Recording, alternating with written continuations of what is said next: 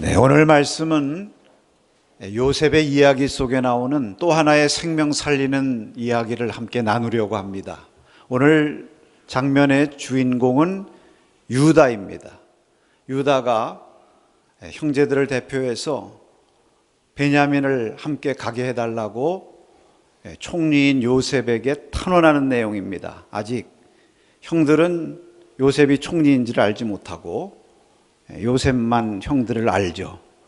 요셉이 베냐민을 자기 곁에 두기 위해서 종으로 삼겠다고 하면서 당신들만 올라가라. 그러니까 유다가 아이와 함께 가지 않으면 우리가 가지 않겠습니다 하면서 탄원하는 그러한 내용입니다. 오늘 이 말씀은 참 감동적인 내용이고요. 또 이 말씀 가운데서 예수님의 향기가 나타나는 그러한 말씀이기도 합니다.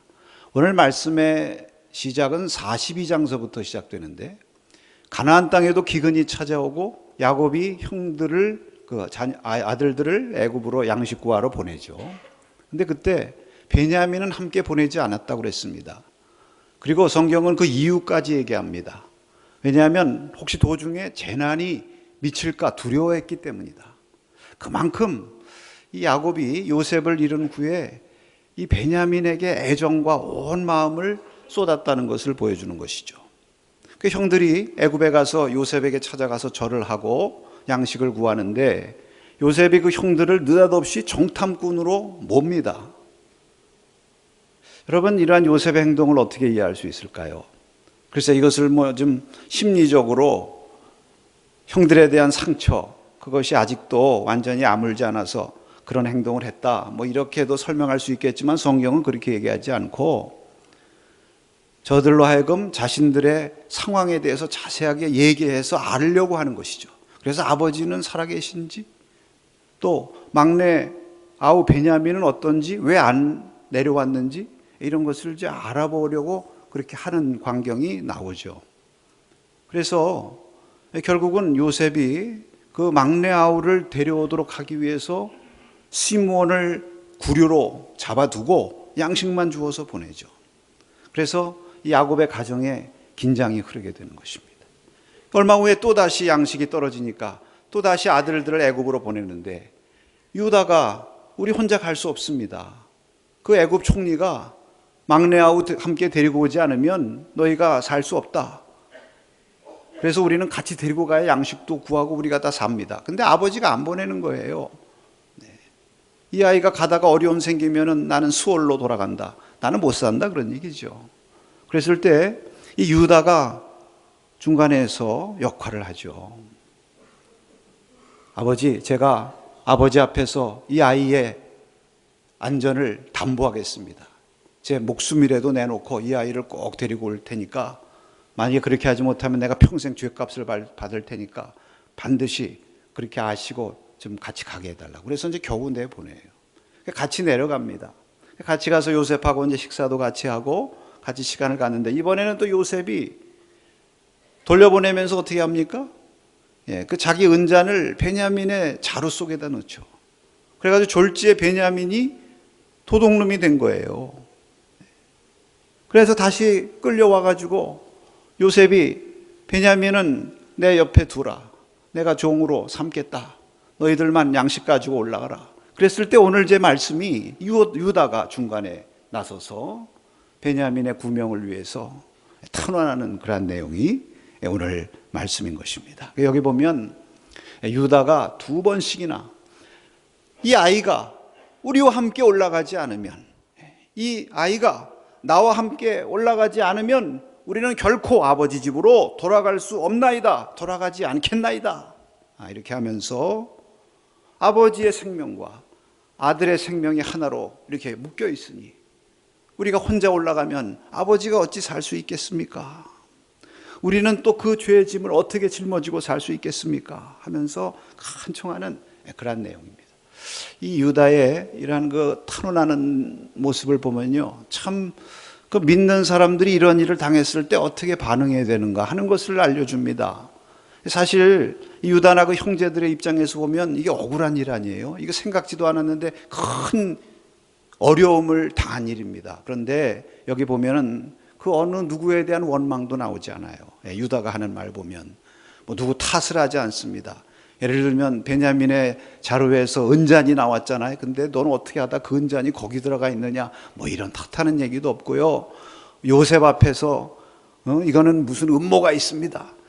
우리를 이렇게 한 것은 이거는 보통 일이 아닙니다 하면서 막 요셉의 심기를 건드리는 그런 얘기도 안 해요. 네.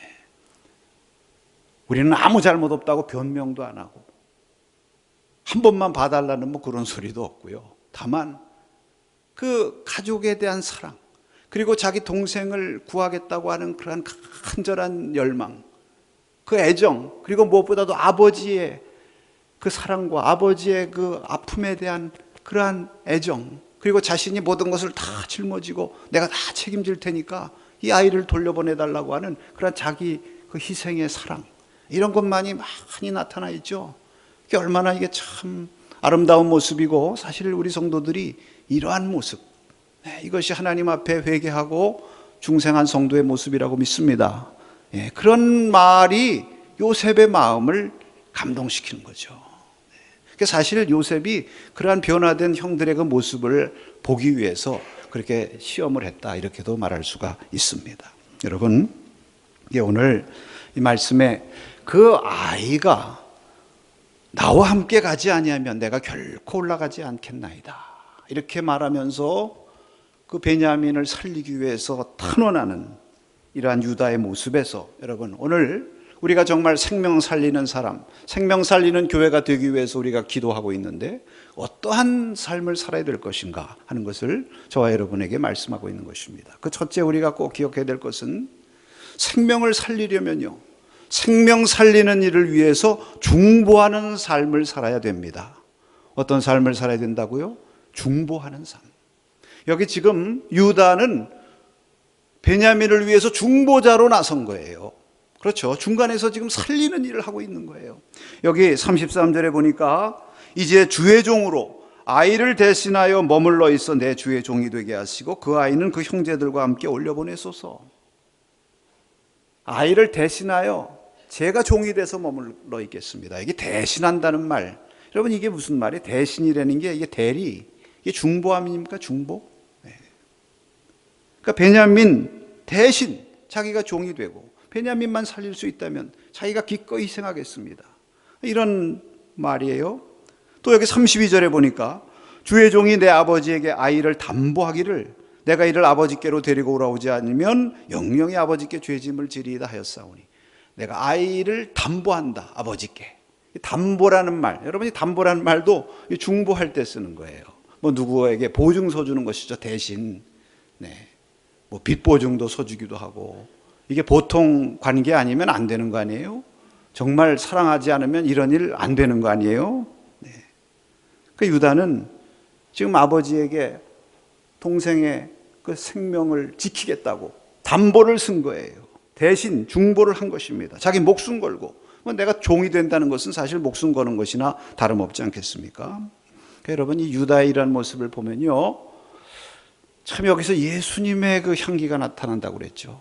예수님의 모습. 여러분, 예수님께서 하나님과 우리들 사이에서 중보자로 우리를 다시 살리신 줄로 믿습니다. 하나님께서 우리를 다시 살리실 때, 예수님께서 다시 사실 때 자신의 목숨을 담보로 주신 거죠. 우리를 대신해서 죄의 종이 되신 거죠. 우리를 자유케 하시기 위해서, 우리를 저주에서 다시 건지시기 위해서 스스로 자신이 저주를 받으신 거죠. 믿습니까? 이것이 예수님의 대리적인 중보죠. 사랑의 희생인 줄로 믿습니다. 대속의 희생 뿐만 아니에요.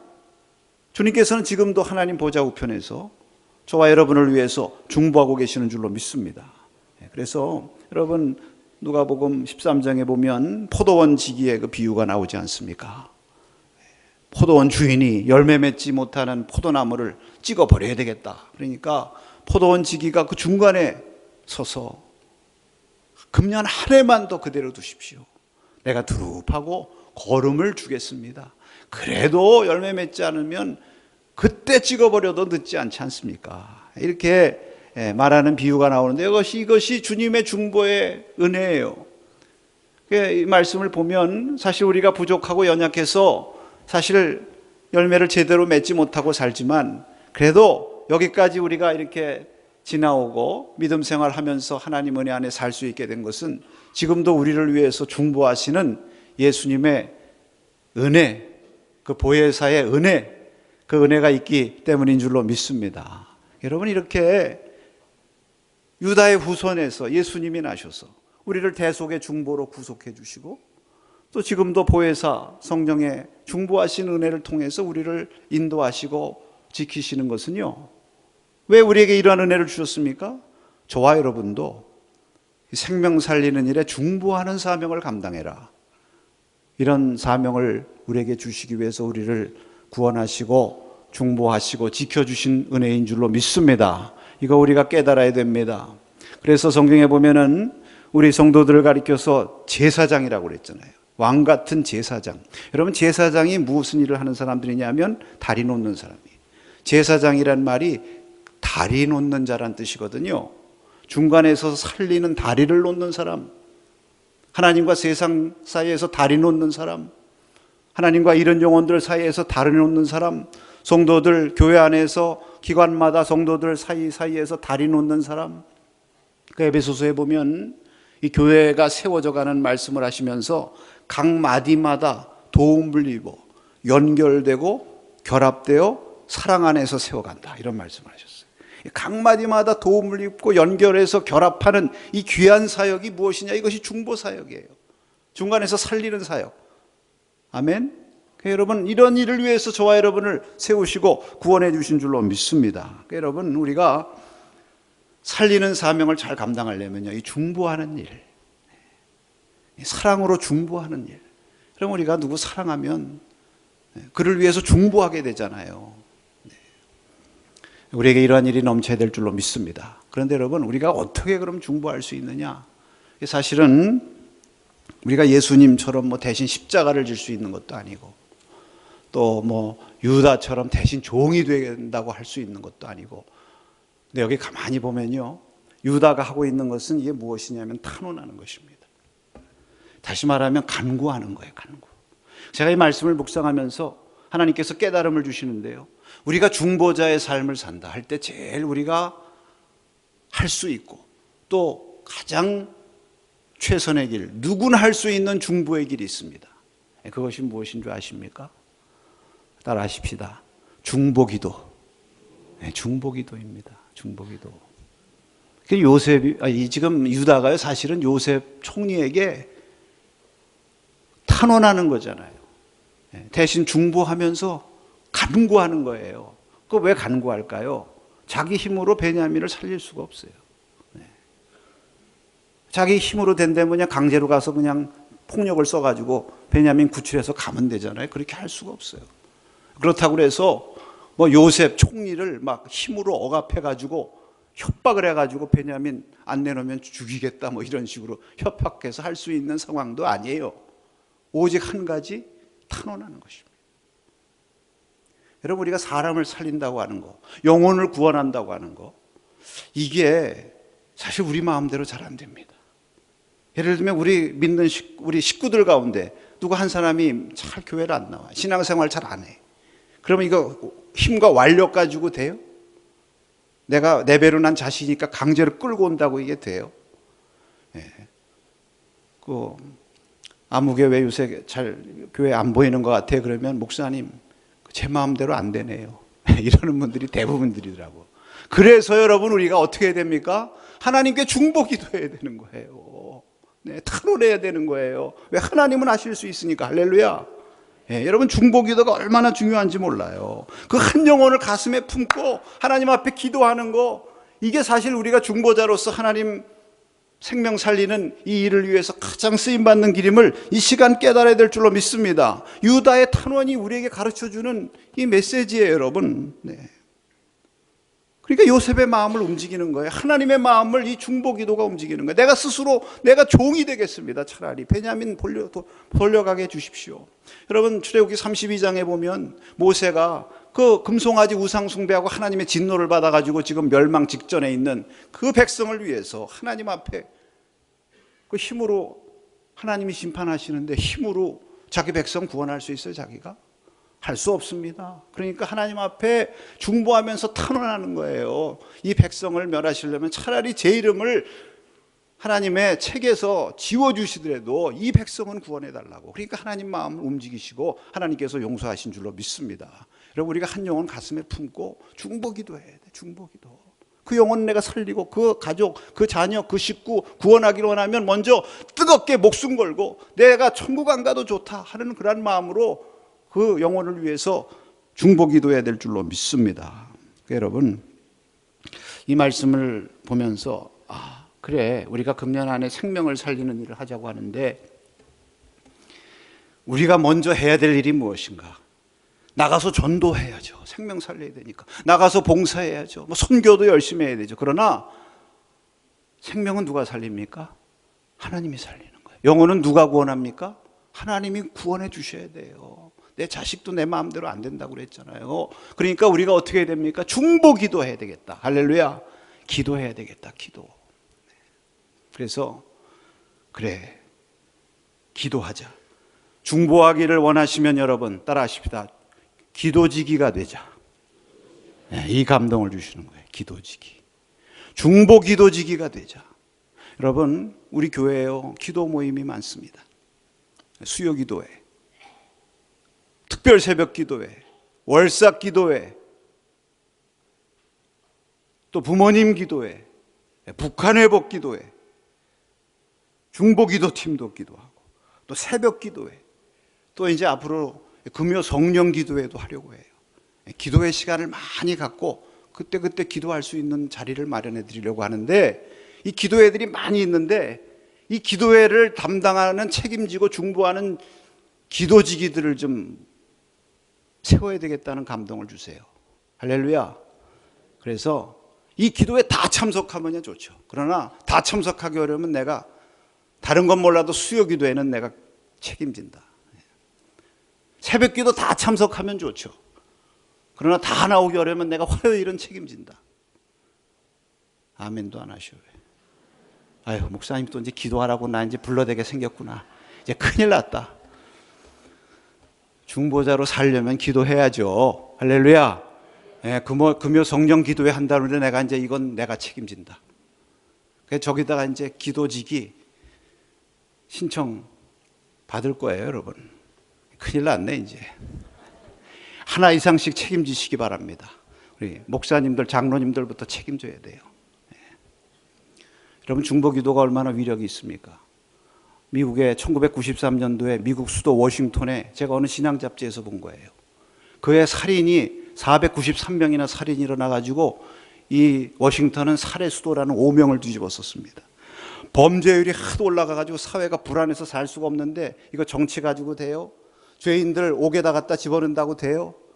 근데 감사한 것은 그래도 미국이 기독교 국가잖아요. 그러니까 어떤 운동을 일으켰느냐 하면 미국을 위한 중보자들이라고 하는 기도 운동을 일으켰어요. 그래서 6천 명을 세워가지고 매년 사회를 위해서, 나라 민족을 위해서, 정부를 위해서, 그리고 심지어는 전화번호부 펼쳐놓고 전화부 명단 불러가면서 기도한 거예요.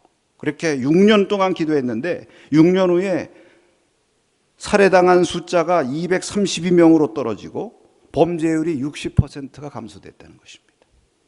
여러분, 제가 한번 그런 말씀도 드렸죠.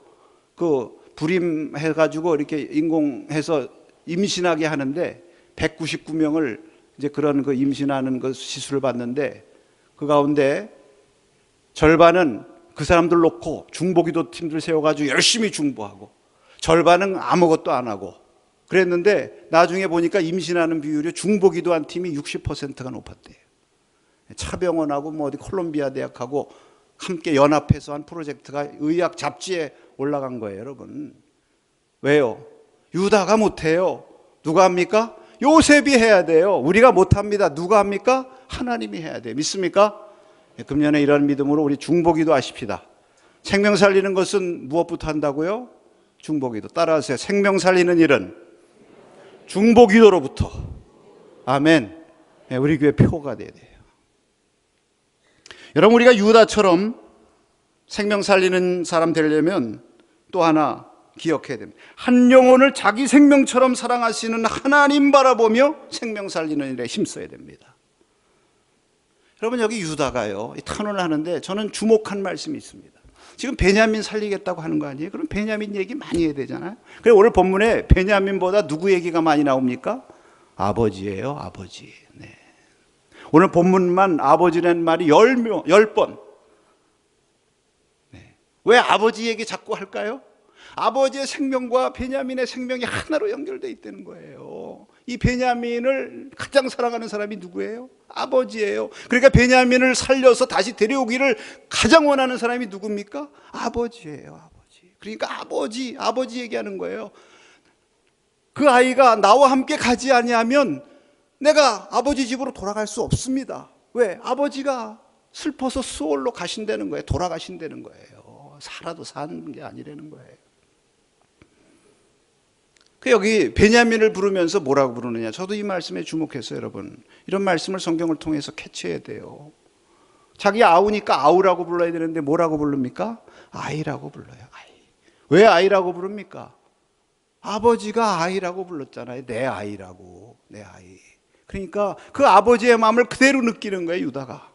이 아버지의 그 아들을 살리려고 하는, 다시 돌아오기를, 집 나간 아들이 안전하게 돌아오기를 원하는 그 간절한 마음이 느껴지니까 이 아이와 함께 가지 아니하면, 이 아이와, 그러니까 아마 이 순간 유다도 그렇게 생각했을 거예요. 그 베냐민이 내 동생이 아니라 누구예요? 내 자식같이. 내 자식. 여러분, 동생 사랑이 강합니까? 자식 사랑이 강합니까? 자식 사랑이 강하죠. 여러분, 영적으로 보면 하나님 앞에 우리 모든 성도들이 다 자녀들이에요. 우리 서로들은 형제고, 형제 간에 서로 사랑하는 게 강할까요? 아버지 하나님이 자녀들 사랑하는 사랑이 강할까요? 대답도 안 하셔. 왜? 잃어버린 아들, 잃어버린 영혼, 그 영혼 우리가 바라보는 사랑이 강할까요? 아버지가 바라보는 사랑이 강할까요? 그 아버지의 마음을 바라보면서 그 아버지의 마음을 생각할 때에, 그 동구 밖에서 기다리는 그 아버지, 그거 생각할 때 그냥 두고 갈 수 없잖아요. 그냥 두고 갈 수 없잖아요. 계속 아버지 바라보는 거예요. 제가요, 한 여러 해 전에 이제 네팔에 이제 선교 일이 있어서 갔었습니다. 근데 그때 우리 제 가족 얘기해서 미안합니다. 우리 아들이 그때 중학생이었어요. 어린 아들이. 근데 이제 방학 때가 돼가지고 선교지에 같이 가자 그래서 데리고 갔습니다. 저는 이제 카트만두에서 선교사 세미나도 하고 사역을 하느라고 바쁜데, 뭐 그 아이는 뭐 시간이 있고 그렇잖아요. 그래가지고 카트만두에서 포카라라는 데가 있어요. 포카라가 어디냐면은 그 안나푸르나인가 뭐 거기 있는 데입니다. 거기를 갔다 오겠다는 거예요. 또 선교사들도 뭐 갔다 오게 하라고. 근데 뭐 비행기 탈 돈은 없고 그래가지고 현지 동역자라는 사람 붙여가지고 거기를 갔다 오게 하는 거예요. 대중교통 이용해가지고. 그래서 가서 이제 며칠 날 다시 돌아와야 되는데, 돌아올 시간이 됐는데 돌아오질 않는 거예요. 뭐 오겠지. 그리고 1시간쯤 기다렸는데 안 와요. 식사 시간이 됐는데도 안 와요. 날이 어둑어둑해졌는데도 안 와요. 2시간, 3시간 지났는데도 안 와요. 그 다음서부터는 아무 일도 안 잡히는 거예요. 아무 생각도. 그 숙소 밖에 나가가지고 문 앞에서 기다리는 거예요. 언제 돌아오나. 안절부절 왔다 갔다 하면서 몇 시간 지났는데 깜깜해져가지고 왔더라고요. 얼마나 반가운지 뛰어가서 그냥 끌어안았습니다. 야, 너 죽은 줄 알았다. 야. 보니까 오다가 사고 난 거예요. 차가 사고 나가지고 늦게 온 거예요. 그 아버지의 기다리는 마음을 지금도 기억해요. 우리 하나님 아버지는 그것보다 더 기다리시고. 여러분, 찬송가 527장에 어서 돌아오, 어서 돌아오. 거기 2절에 보면은 어서 돌아오, 어서 돌아마노. 우리 주는 날마다 기다리신다오. 밤마다 문 열어놓고 마음 졸이시며 나간 자식 돌아오기만 밤새 기다리신다오. 밤새. 이게 아버지의 마음이에요. 그 아버지의 마음 바라보면요, 베냐민 여기다 두고 갈 수 없어요. 네. 여러분, 우리가 그런 마음으로 생명 살려야 되는 것입니다. 믿습니까? 그런 마음으로 영혼 구원해야 되는 거예요. 우리 자신도 그렇고 서로를 바라볼 때도 그래요. 하나님의 생명과 저와 여러분의 생명이 얽혀 있어요, 서로. 네. 그러니까 우리가 서로 성도 간의 형제를 바라볼 때도 그냥 내 형제로 바라보면 아무개 집사님, 아무개 권사님이지만 저분과 하나님의 생명이 서로 묶여 있다. 하나님이 그렇게 사랑하는 하나님의 자녀라고 그분 바라보면 그분 귀해요, 안 귀해요? 함부로 말 못해요. 상처 주는 얘기 못해요. 나 자신도 마찬가지예요. 하나님의 생명과 내 생명이 연결되어 있어요. 나를 위해서 독생자까지 주셨어요. 그 하나님이 그렇게 사랑하시는 나라고 내가 나를 바라보면 나 함부로 대할 수 있어요? 나 함부로 포기할 수 있어요? 그렇게 못해요, 여러분. 할렐루야. 아버지 바라봐요. 아버지 바라보면 생명 살리는 일 안 할 수는 없어요. 왜? 베냐민 사랑하는 게 누구 사랑하는 거예요? 아버지 사랑하는 거예요. 베냐민 구하는 게 누구 구하는 거예요? 아버지 구하는 거예요. 할렐루야. 우리가 이런 마음 가지고 생명 살려야 될 줄로 믿습니다.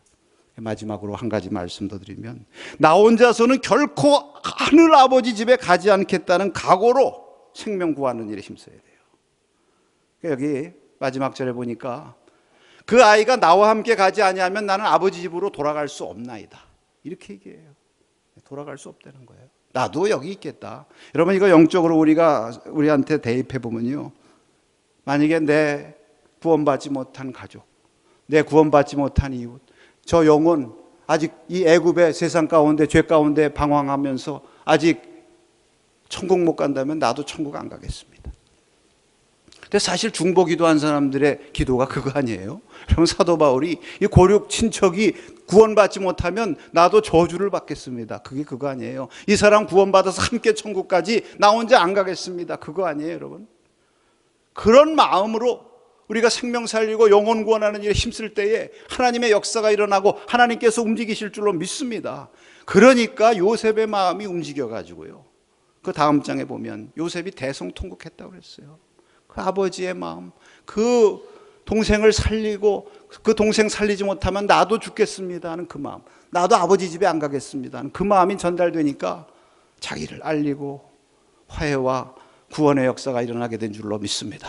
우리가 이런 각오로 하나님 앞에 기도하고 영혼 구원하고 그 영혼 한 영혼, 내가 구원해야 될 영혼, 그 우리의 가족, 형제, 친치 내 마음에 품고 그 아버지의 마음 품고 우리가 눈물로 기도하면 그 기도가 하나님 감동하시고 하나님께서 역사하셔서 구원하심으로 함께 천국 가게 하는 역사 일어날 줄로 믿습니다. 그래서 나중에 다 베냐민까지 온 형제들이 다 가서 아버지 모시고 오고 해피엔딩. 할렐루야. 금년 한 해 우리도 유다와 같이 생명 살리는 은혜와 축복 받기를 원합니다. 중보자의 삶으로 중보 기도에 힘쓰십시다. 그 아버지를 끊임없이 바라보고 그 아버지의 소원, 그 아버지의 한, 그 아버지의 마음 풀어드리십시다. 이 영혼 구원받지 못하면 나도 천국 안 가겠습니다. 이 영혼 천국 갈 때까지 내가 목숨 걸고 해서 같이 천국 가겠습니다 하는 이러한 믿음으로 함께 한 영혼 가슴에 품고 기도해서 우리 가운데 생명 살리는 역사, 우리의 가족들이 구원받고 우리의 자녀들이 구원받고 우리의 이웃이 구원받고 생명 살리는 교회로 하나님 앞에 귀하게 쓰임받는 저와 여러분 될 수 있기를 주의 이름으로 축원합니다.